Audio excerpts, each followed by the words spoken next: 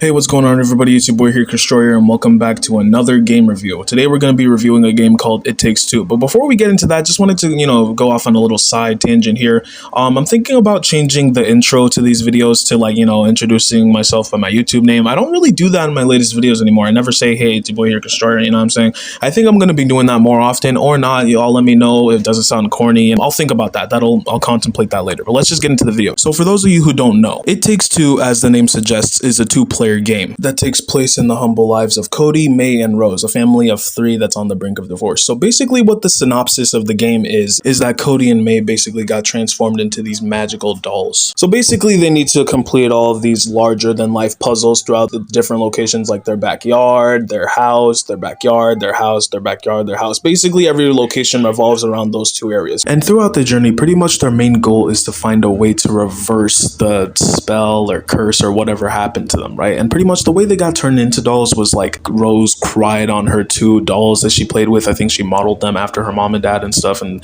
they got turned into those dolls. So now they're just trying to explore the places they explore and find a way to reverse that. And along the way, they made a bunch of characters like squirrels, talking soldiers, toys. They explore a bunch of different biomes and locations that are based off of the toys that Rose plays with, and locations around their house and outside of their house. And throughout their journey, they're being both guided and annoyed by this talking red Hispanic book that's basically their couples therapist slash couples counselor. You know what I mean? He's trying to help them get back together again, love each other again, maybe reconsider divorcing, and he gives them a bunch of tips, tricks, and hints while simultaneously not really helping them much at all, but making the journey even more difficult for them. He's kind of like a funny slash annoying slash unlikable slash sort of kind of charming character that might make you smile but not really laugh. You know what I mean?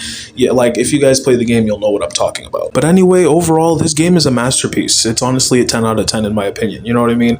I'm not gonna lie though, some of the challenges, some of the puzzles and bosses you run into might be sort of kind of challenging and difficult, but overall, once you get the hang of them and figure them out, they can become fun, pretty easy to do, and you'll get through them depending on who your player 2 or player 1 is. As long as you two are around the same skill level, it'll be just fine. You guys might get into arguments, like you and the person you're playing with. It's all about cooperation. That's basically what the game teaches: cooperation, teamwork, communication. This game strengthens bonds. It basically strengthens bonds between two people. It can help your relationship if you're feeling a relationship. You know what I mean? Just play the game with your partner, talk about the things that you're playing, you know what I mean? Guide each other through the puzzles, work together, you know what I mean? Synchronize, synergize. It helps people. This is the type of game this game is the two-player game, honestly. Basically, this game should be called the ultimate two-player game, you know what I mean? Because there's so many different types of game modes that you can play throughout the game that the game features. There's puzzle games, fighting games, flight games, you know what I mean? And it's all jumbled into this one game, you know what I mean? There's just so many different game modes that they just somehow crammed into this 40 plus gigabyte game. And it's just so awesome. I would definitely highly recommend that you guys that are watching this video right now buy and play this game and play it with someone else, like a family member, a loved one,